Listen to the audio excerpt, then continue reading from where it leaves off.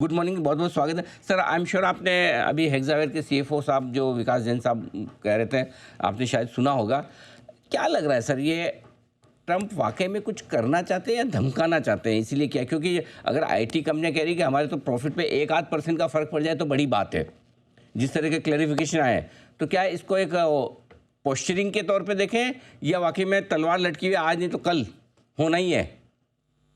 देखिए, दो दो तरफा इसमें देख सकते हैं एनालिसिस अनिल जी के। एक तो है कि इनका जो वोटर बेस है वो कह रहे हैं कि भारतीय बहुत आ रहे हैं, इमिग्रेंट्स आके हमारी नौकरियां ले रहे हैं। ये कब आया था? ये जो H1B लगा है, अब जैसे फार्म वर्कर्स वगैरह का H2B होता है, मैक्सिकन्स और सेंट्रल अमेरिकन्स आके कटौती करते हैं। इनकी एक मिनट अनिल जी। ये जूम अब पूछ रहा है कि कौन सी लैंग्वेज में आप बोल रहे हैं, तो ये तो सॉरी फॉर दैट। मेक्सिको वगैरह से फार्म वर्कर्स आते थे H2B में। अब ये H1B लेके आए 1990 में कि इनके पास स्टेम वर्कर्स नहीं थे, साइंटिफिक वर्कर्स नहीं थे, डॉक्टर नहीं है। 16,000 भारतीय डॉक्टर अमेरिका के ग्रामीण इलाकों में काम कर रहे हैं जहां कोई और डॉक्टर नहीं है। कल आप इनके नहीं करोगे रिन्यू अगर वीजा, तो वहां पे बड़े बड़े रीजन्स में डॉक्टर ही नहीं होगा अमेरिका में, क्योंकि 16,000 डॉक्टर भारत के बैठे हुए हैं ग्रामीण इलाकों में, जो वहां कोई जाना नहीं चाहता उस वेतन पर और उस काम को करने के लिए। तो ये एक तरह से 1990 का जो आया था H1B के अमेरिका में इस तरह के लोग नहीं हैं, उनको लाया जाए साइंटिफिक कम्युनिटी को, उसको ये चेंज करने की कोशिश कर रहे हैं अपने मागा जो इनका वोटिंग बेस है। क्या ये लॉजिकल है? लॉजिकल तो नहीं है। क्या ये इमोशनल है? इमोशनल है।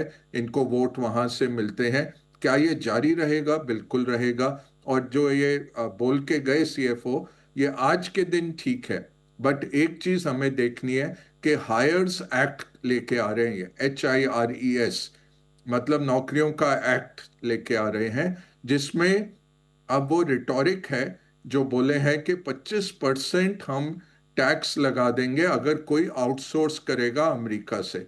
वो हो नहीं सकता है, वो सारी कंपनियां बैठ जाएंगी, क्योंकि अब बहुत बड़ी तो बड़े तौर पे आउटसोर्स्ड है अमेरिकन कंपनीज का ऑपरेशन। केवल भारत में ही नहीं, मेक्सिको जाता है, कनाडा जाता है, फिलीपींस जाता है, पूरे विश्व में जा रहा है काम। तो ऐसा नहीं है कि कल को वो रोक सकते हैं आउटसोर्सिंग, बट ट्रंप का जो बेस है वो बात कर रहा है 25% रेवेन्यू पे टैक्स लगाने के लिए। तो आज ठीक है, क्लैरिफिकेशन आ गया, अच्छा हुआ। बहुत लोगों को बहुत तकलीफ हुई, आपने देखा होगा एमिरेट्स की फ्लाइट दुबई में रोक दी गई, वहां से भारतीय उतर रहे थे, लोगों ने 4,000 से 8,000 डॉलर का इकोनॉमी क्लास टिकट खरीदा अमेरिका के लिए, ताकि 21 से पहले वो पहुंच जाए अमेरिका के अंदर। अब माइक्रोसॉफ्ट वगैरह कंपनीज ऐसे उत्तेजित नहीं होती। अगर माइक्रोसॉफ्ट और सब बड़ी कंपनियों ने अपने मुलाजिमों को कहा कि आप पहुंचिए 21 से पहले अमेरिका के अंदर, तो क्लियरली उनके कंप्लायंस ने ये देखभाल के ही सोचा कि इनको पकड़ेंगे। अब ऐसे भी केस है अनिल जी, जो स्टैंप लगाने आए थे भारत में, उनको अब री एंट्री पे, आपके पास H1B है 3 साल का, बट 1 साल हो गया, आप मियाद हो गई, आप फिर से उधर काउंसिल में स्टैंप लगवाने आए हैं, क्या उधर 100,000 लगेगा? कई लोगों की शादी थी, कई लोग दिवाली के लिए आने वाले थे, अब वो सब अब रुक गए हैं, क्योंकि अब पता नहीं कि जब लौट के जाएंगे तो वो $1 लाख मांगा जाएगा क्या उनसे।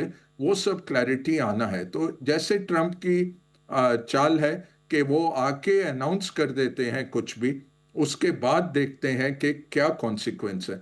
दुनिया पागल नहीं है कि 5,000 साल का जो डिप्लोमेसी का तरीका है, या जिस तरह से आप पेश आते हैं अगर आप सरकार में हैं, सोच समझ के, या अमेरिका का ही 250 साल का जो तरीका है कि उनकी कांग्रेस में, उनके पार्लियामेंट में सारी बातचीत की जाए, सारे कॉन्सिक्वेंस, सारे इम्पैक्ट स्टडी किए जाएं, फिर आप लेके आए इस तरह का बड़ा कुछ चीज।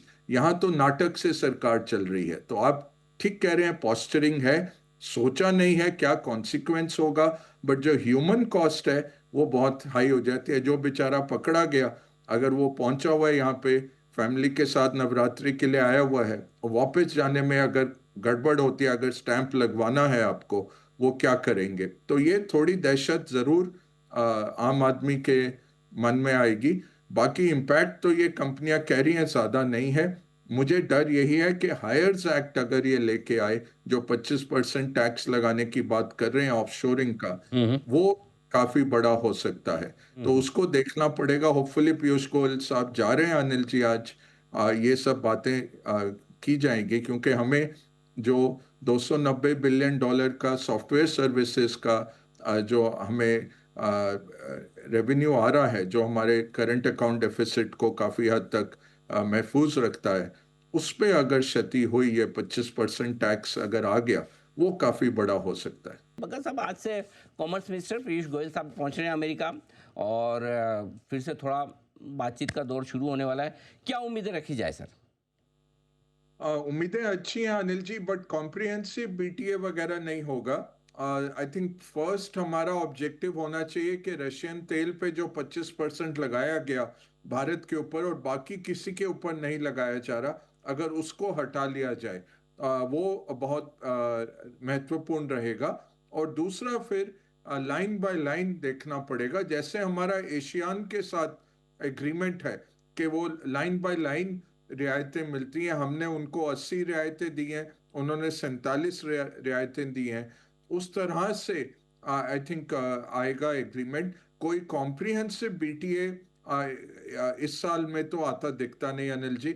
यही है कि ऐसा अनाउंस आ जाए कि ये 15 चीजें अब अमेरिका के लिए निशुल्क हो गई, या इस टेक्सटाइल के ऊपर भारत का फिर से वो मोस्ट फेवर्ड नेशन का जो 9 से 13% लगता था, वही आ गया, और एक्स्ट्रा टैरिफ नहीं आ रहा टेक्सटाइल के ऊपर, इस चीज के ऊपर। तो अगर उस तरह का कुछ निकल के आए, मेरे ख्याल से वो बेस्ट केस सिनेरियो है अभी। नहीं तो बातचीत करके लौट आएंगे और कहेंगे कि अच्छा लग रहा है माहौल, और फिर देखते हैं नवंबर तक कुछ अगर सुलझता है मसला। हम्म। बट ओवरऑल बीटीए इस साल नहीं है अनिल जी।